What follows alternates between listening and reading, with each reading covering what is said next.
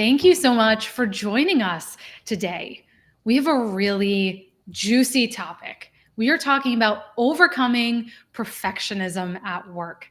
If you are here live, say hello in the comments. Let us know where you are watching from today. We always love having you join us from all over the world, all sorts of different time zones, places, spaces. So please let us know where you're watching from today.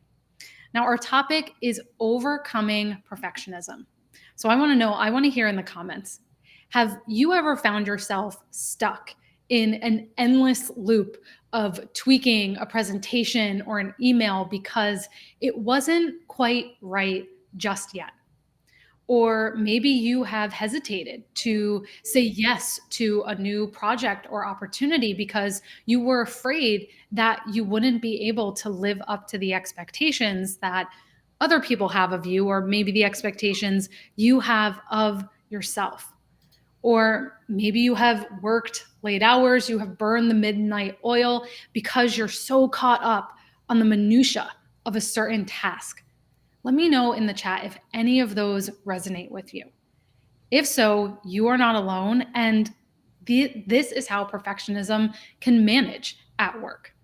And so, or I'm sorry, can manifest at work rather. So today, that's what we are talking about. I am Melody Wilding. I'm an executive coach, licensed social worker. I'm the creator of a program called Resilient, which is a 3-month group coaching program that helps sensitive strivers, deep thinking and feeling high achievers, perhaps like yourself, that help sensitive strivers regain their confidence, master their emotions, and reach their full potential at work so they can make their sensitivity work for them instead of against them. And today we have a real treat because I am joined by our co-coach, Wendy Cary.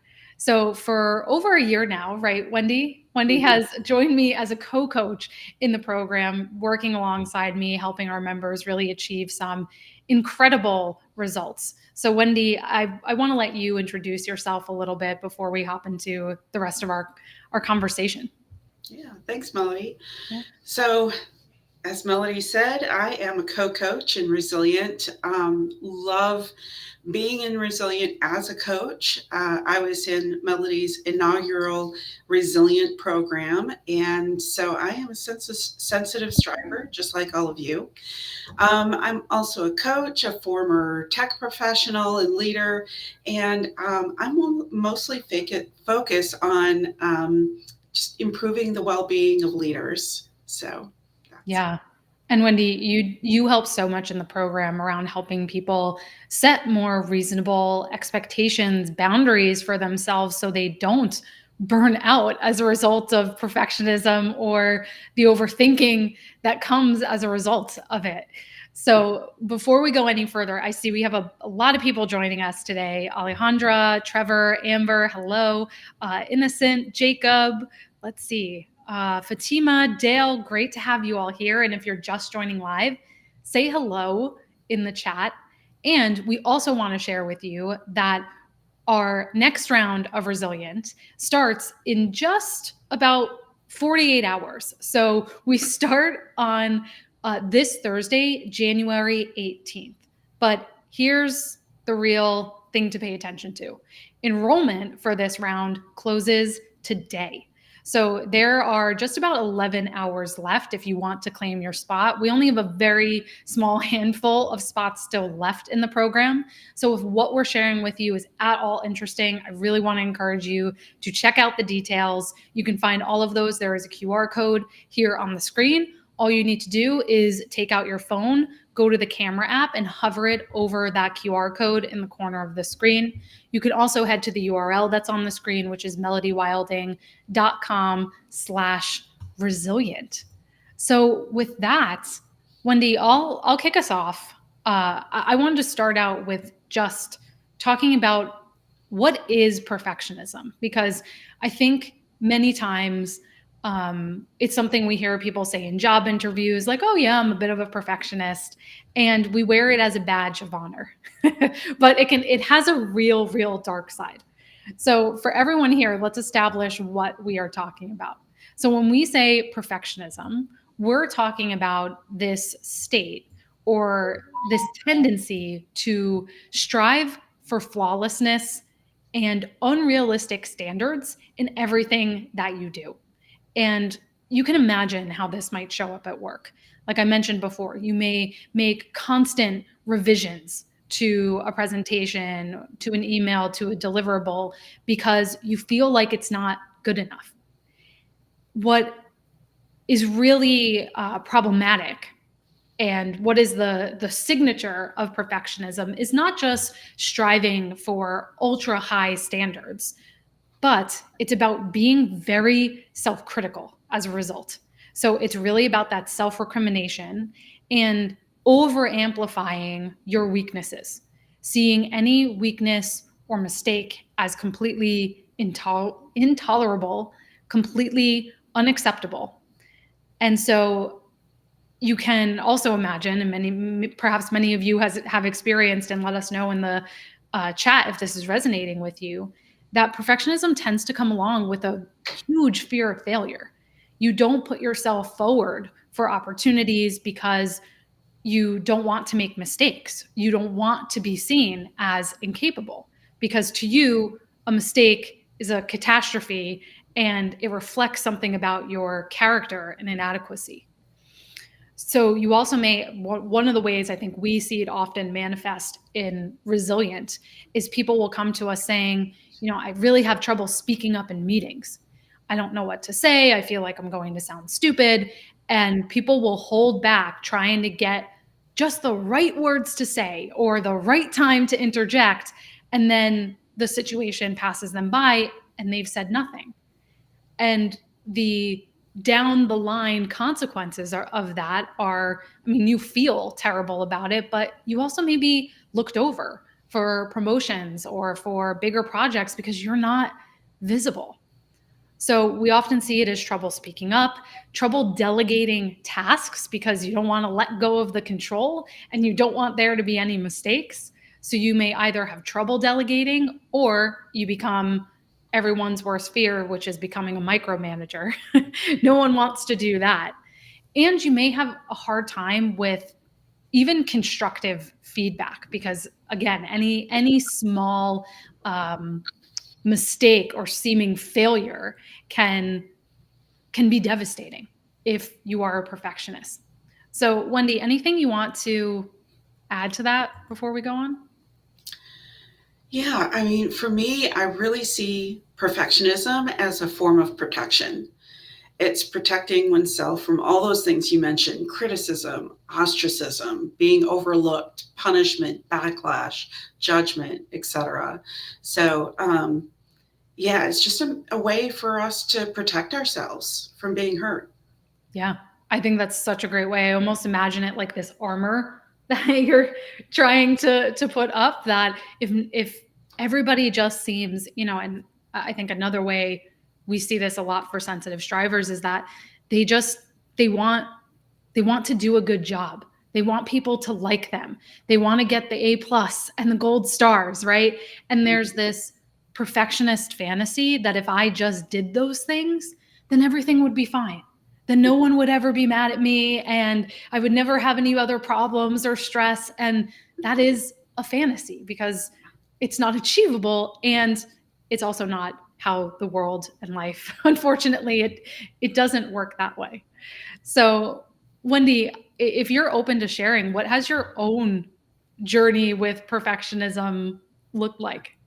Wow. Yeah, perfectionism really became a big part of my life as I was getting a little bit further in my career, like 10 years or so in, and I wasn't making the advancements that I really wanted, and I wasn't getting those A pluses. And so I kept striving for perfectionism.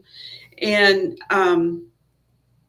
so I think a lot of it had to do with my definition of success. Mm. I was defining it as, you know, absolute perfection or nothing. There was no in between, no gray area. It was just 100% perfection. And I was often misconstruing what success meant to others. I thought that everybody else wanted everything to be perfect. And so, therefore, I needed to be perfect. And I also had this thought that I don't know what success is for others. Mm. Therefore, I must strive for perfection. Um, since I don't know, I've got to exceed everything that it might be. And then I finally learned that success is not perfection or 100%. I was in the middle of a very large, stressful, lot of overtime required project. And a colleague of mine noticed that I was getting really stressed about certain things and having this all or nothing mindset in the middle of everything. And he really taught me that, um, you know, it's okay if we make mistakes along the way. We're going to. So that's going to happen, right? And I'm like, yeah, right, it will. And he's like, well, we can handle it when it comes up. So therefore, won't we succeed at the end? Mm. And I was like, oh, wow. Yeah. So, I finally realized that I can handle all those things that come up, and I don't need to be perfect in the moment or think that in order for us to say, yeah, this is going to be a successful project, Mm. that I need to be perfect the whole way. And the project needs to be perfect the whole way. And it was such a revelation. Mm. And so perfection is no longer a goal of mine, but I still need to remind myself still to prioritize action over perfection. Mm. And I ask myself, am I ready enough? So, yeah, that's been my journey with perfectionism. It was really holding me back, and my colleague really, really helped me see past that. I love that question. Am I ready? Enough. Because that's the key word. The key word is enough, right? Because Mhm. you're never going to feel 100% because you're 100%. Also, that benchmark for 100% probably keeps moving. Like, Yeah. oh, I need to get the next degree. Oh, I need this person's approval on it. It's always, you're going to keep kicking the ball down the field and keep moving that goalpost. Yeah, every Um, time an idea comes to mind, it adds to your definition of success. Oh, yeah, I need that added too. And then you think of something else. Yeah, that needs to be added. Mhm. Yeah. Yeah. And, it also brings to mind, it's so interesting that you said that you're in the absence of knowing what success meant to other people, you just defaulted to, well, it has to be the best, it has to be perfect. And so it speaks to this idea that, yes, there are mindset components of how we have to manage ourselves. We'll talk more about that in a minute. But there's also this really practical side of being more proactive with your communication to understand, hey, what are your expectations here? Because what you may be assuming may be different, and that can give you clarity or relief that, okay, I don't have to go 110%. So it's Yeah, sometimes it can be a lot simpler than I think people imagine to break through some of these things. yeah. Yeah. Yeah, but it also brings to mind about sensitive strivers in general. We're both sensitive strivers, so we've dealt with perfectionism, and we've heard it from a lot of people who've come through Resilient that they aim for perfection. Why do you think that sensitive strivers are more prone to it? Yeah. Yeah. And again, for anyone just joining now, if you're not familiar with the term already, being a sensitive striver means you are someone who is a deep thinker and feeler, and you are also very driven. You put a lot of pressure on yourself to achieve and hit goals. And sensitivity is not just, it's not a flaw, it's it is a it is a way you are wired. Some people have, it comes down to your nervous system and how your nervous system is wired. And some of us are more responsive and reactive to the environment than other people. It's a spectrum just like any other trait is. And so because of that, we tend to be more aware of what's happening around us, the emotions or even subtle body language changes of other people, as well as our own internal experiences. So in Resilient, we talk a lot about balancing our traits. And that's because when some of our traits are overused, for example, a quality like our thoughtfulness, our ability to think deeply, process deeply, when that is in balance, it can be a tremendous strength. We are able to see nuance. We can anticipate opportunities or changes or risks before other people. But if it is unbalanced, right, if it is overused or it's not kept in check, that thoughtfulness can then turn into overanalyzing, obsessing over our flaws and mistakes, uh, even sometimes being critical of other people, because perfectionism can be self-oriented, or it can trickle over to other people. So that's one aspect of it, is thoughtfulness as a trait. I think the other aspect of it is our trait of responsibility. So we have this desire to be committed, dedicated, to give our 100% to everything we do. Again, tremendous strength, but if taken to an extreme, then we become people pleasers because we want to be seen as competent, helpful, successful. That strong sense of responsibility, you're like a dog with a bone. You just stay so rigidly attached to something that it's this relentless drive to make it absolutely perfect. So again, it's being aware of these innate qualities, but being able to balance out and channel them in the right ways that work for us instead of against us. So, Wendy, what else would you add to that? How do you see sensitive strivers, especially to people that come through Resilient when we're first starting? How do you see perfection show up for them? Oh boy, overthinking is a big one. People feel like they spin their wheels and take a lot of time to make any decision. Um, there's a lot of anxiety around failure, missing deadlines, and saying the wrong thing. And Mm-hmm. and then rumination, replaying past mistakes over and over and over again, and having this thought that those mistakes are going to happen again, and so therefore they must be prepared for it. And let me see. So basing future decisions and actions on bad experiences rather than trusting that they can handle what comes. It's like they've completely forgotten that they have these skills to be resilient, and having the reminder that they can handle it um, really comes through, I think, with what we have at the beginning of every session is to talk about what's been successful, what's been one of their successes for the last week, and that really helps them realize how resilient they are.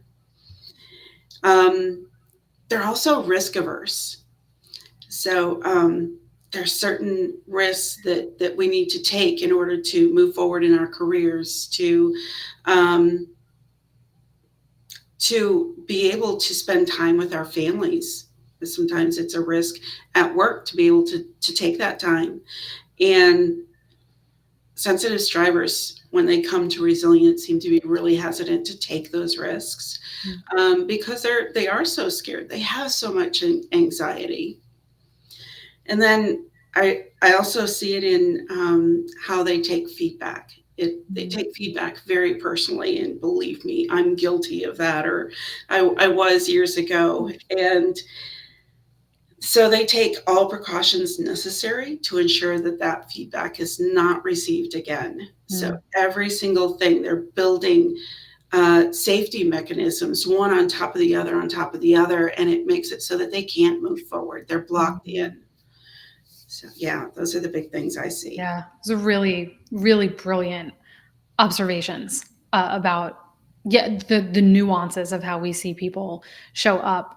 And one thing I want to add to that is baked into what you were saying is this sort of all or nothing thinking, right? There's only one right option, and I have to find that, and everything else is wrong, right? And there's this fixation on finding the right way to do something rather than, well, I should say what we teach in the program is being able to find that inner resourcefulness, that inner trust, that confidence that, hey, I'm going to be okay no matter what happens or what comes my way, and finding that balance between being prepared and having enough contingencies without suffocating yourself and creating, I've seen people that spend so much time preparing for a meeting that they have no time to get their actual work done because the process they've built, like you said, to protect themselves from any of those failures or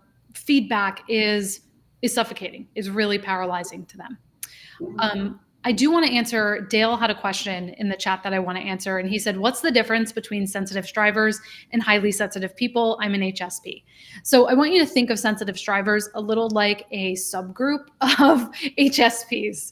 So highly sensitive people is a term Dr. Elaine Aron defined probably about 35 years ago now, when she was conducting this research about certain people having a more responsive nervous system reaction to certain things happening in the environment.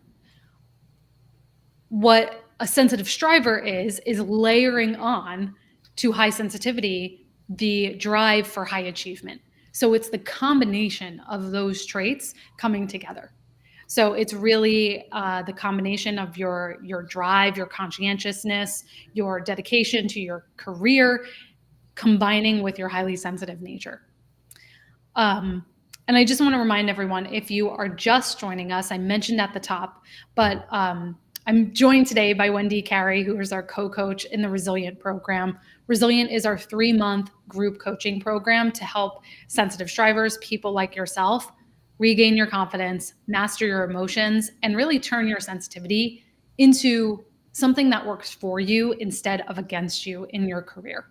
So this is 90 days of weekly coaching with us, a custom curriculum, a workbook, access to my coaching tools library, which is all sorts of different templates and scripts and guides that we've put together over time. We also have a high level community of other sensitive strivers in this program. If you are interested, enrollment closes today, so about 11 hours from now. So time is running out to claim your spot. If you are interested, we only have a few spots left. So the QR code is here on the screen. All you need to do is open your phone, go to the camera app, hover that over the QR code in the corner of the screen here, or you can head to melodywilding.com/resilient. Yeah, great. Yeah. Couple other things about Resilient that I'd like to bring up. Go ahead, please. You mentioned the community, but really, I want all of you to think of this community not just as a bunch of people, random people coming together for a single program, leaders who may be from finance and I don't know, the medical field. And, most of the time, those leaders don't have a whole lot in common. Here, everybody is a sensitive striver, and you would not believe the connection that this brings to everybody. So it's a very supportive community. You feel at home with everybody that's in the program. So it's unparalleled from everything I've experienced. And the other thing I'd like to mention is that we have office hours every week where people can ask questions related to the program materials, but pretty much anything is game. And we love helping everybody out and welcoming all of the different issues that you have and helping you through that.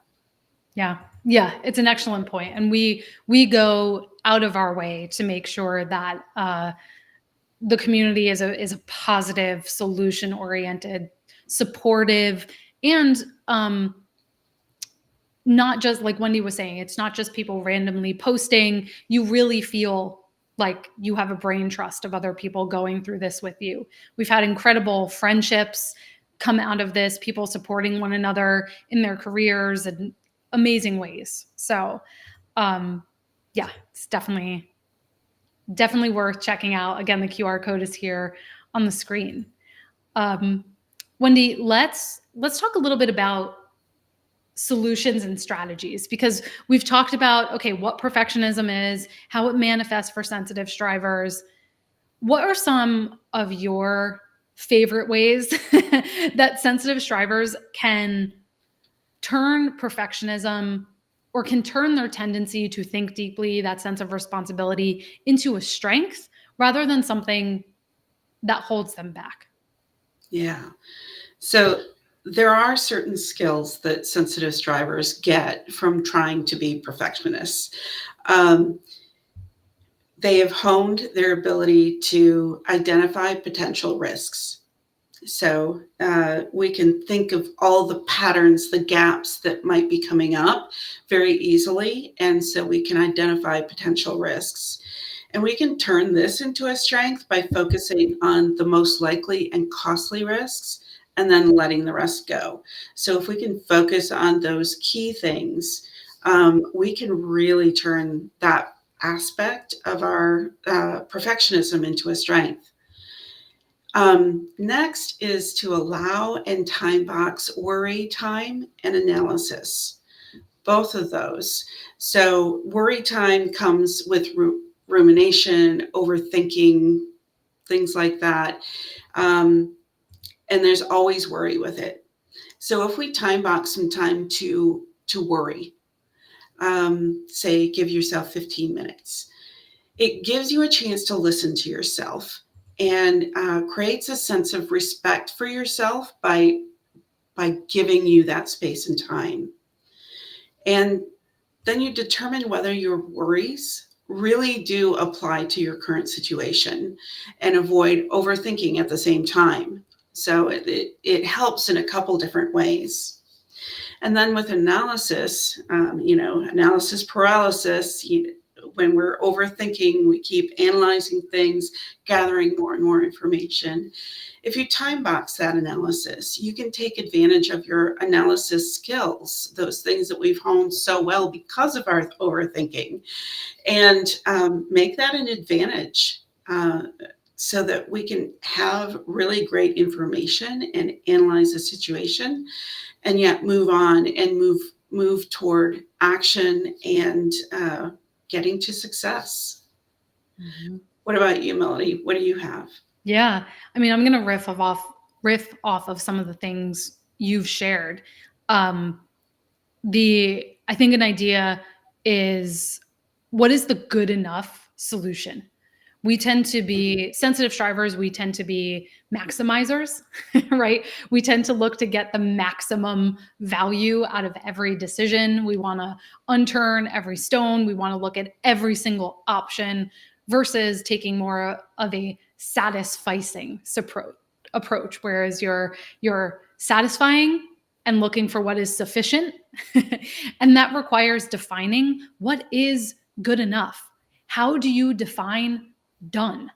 And this is something I've had to learn. When I go into a project, I'm good at execution and I'm good at follow through, but what I've had to learn to do is, in the beginning, step back and be very intentional about, what does done look like? What are the mini milestones along the way? Because if I don't do that, I'll just keep going and going and going, and I will never feel satisfied or accomplished or like I'm getting anywhere, because I didn't take that time to think about what is good enough, what does done look like. So I think stepping back at before you dive into something and taking that sort of satisficer mindset is really empowering to do in the beginning.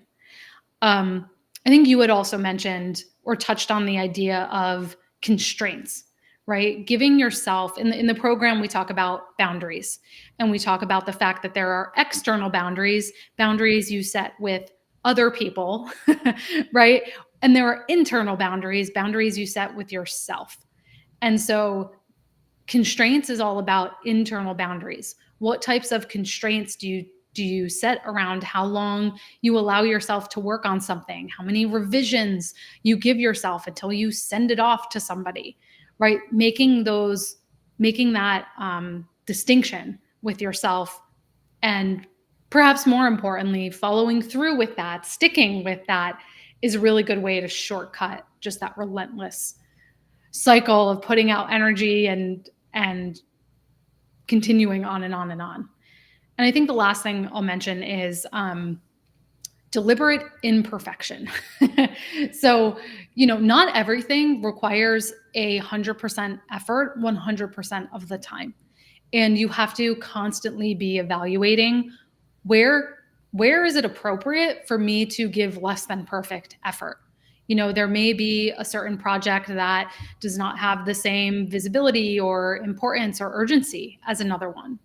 um, we have had a lot of people in the program actually take on new hobbies. For example, I can remember one person who took up the ukulele, and another person took up a certain sport because they wanted to practice being bad at something and getting used to being bad at something where there was low stakes, so that they could carry that comfort with that over into their work. And that was really transformative, even to just give themselves permission to do that. So those are some of the things that come to mind for me. Oh, that's a great one. And it also reminds me that self-compassion is so important. Yes. Just treating yourself like a good friend or loved one while keeping the skills you've developed and pursuing perfectionism. It's going to help turn it into a strength, because you'll no longer tear yourself down and keep yourself living your best life if you're self-compassionate. Mm. Yeah. What is being self-compassionate when you are a perfectionist, or you struggle with perfectionism as a tendency? What does that look like? How do you practice self-compassion? Well, self-compassion is the practice of treating ourselves with the same kindness, concern, and support that we would offer to a good friend or loved one. And it can be difficult for some people because they may worry that being kind to themselves will make them lazy, selfish, or complacent. But research has shown that self-compassion is actually associated with greater resilience, emotional well-being, and motivation to improve ourselves. It's a sign of having a growth mindset. Mm. And by practicing self-compassion, we can learn to be more understanding and forgiving toward ourselves, leading to greater levels of self-esteem, resilience, and emotional well-being. So there's two sides to self-compassion. And the first side involves how we are with ourselves in a compassionate way, comforting, soothing, and validating our feelings. It's about offering ourselves kindness and understanding in the face of difficult emotions. And the other side of self-compassion is about taking action in the world to protect, provide, and motivate ourselves. It means taking steps to meet our needs to support ourselves in achieving our goals. Mm. So it's being kind to ourselves, being mindful of what we're doing, and being present in the moment, realizing that suffering and difficulties are a normal part of the human experience. We're not alone in our struggles. Mm. And forgiving ourselves, recognizing that making mistakes is a natural part of life, and offering ourselves forgiveness and understanding when we fall short of our expectations. Mm. Yeah. I was talking with a client, I think it was last week, and he was up against this really complex, frustrating, stressful problem. And he was starting to fall down the spiral of beating himself up about it. And through the coaching, taking a more self-compassionate approach, he was able to reach the perspective of, actually, this frustration means I'm working on a meaningful problem, right? If I'm working on the most meaningful problems, it's not going to be easy. So this frustration or tension, I feel this is par for the course. This is just a temporary stage. So it's really like you were saying, the old adage, talk to yourself like you would a good friend or a caring parent. It counterintuitively is hard for us to absorb and practice, I think, because many of us have been conditioned the exact opposite way, that when you're not doing well, you should be hard on yourself. You need to be more disciplined, and you need to, if you're too soft on yourself, you're going to lose your edge. And so I would encourage anyone who feels that way, really dig into the research around self-compassion, because it's an extremely counterintuitive but very powerful effect.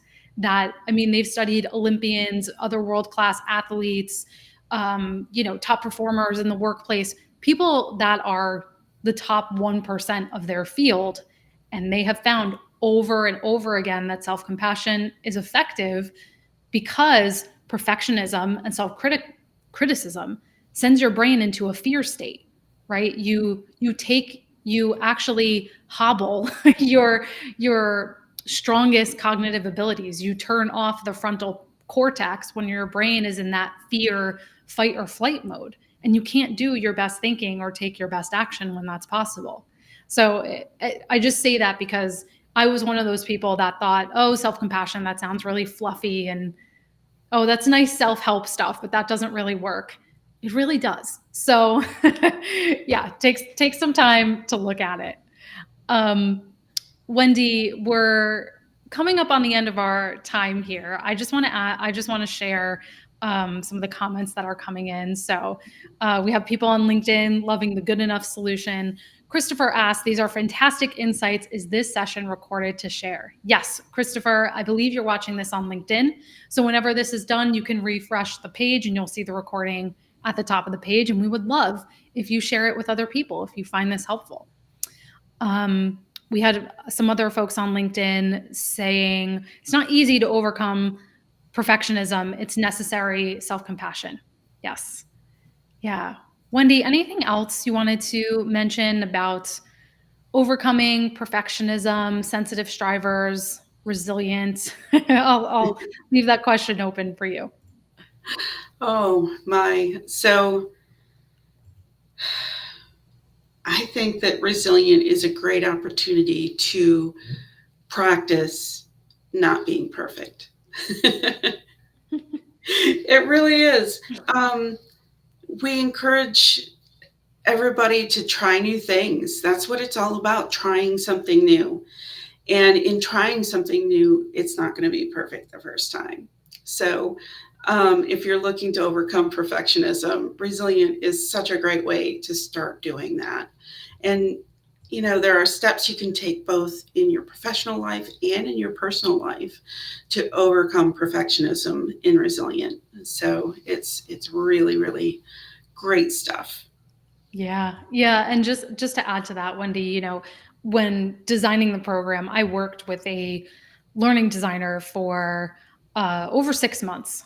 And so the program that's intentional, that the program from a macro level is structured to help you gain practice in some of the skills that you want to gain practice into. So being able to take action or take small risks in a safe way that actually grows your confidence, practicing speaking up and sharing your viewpoints in a group without second guessing or just remaining silent the whole time. The program is designed to help you build these capabilities on top of the other tools, strategies we're teaching you to manage your thoughts, your emotions, your energy.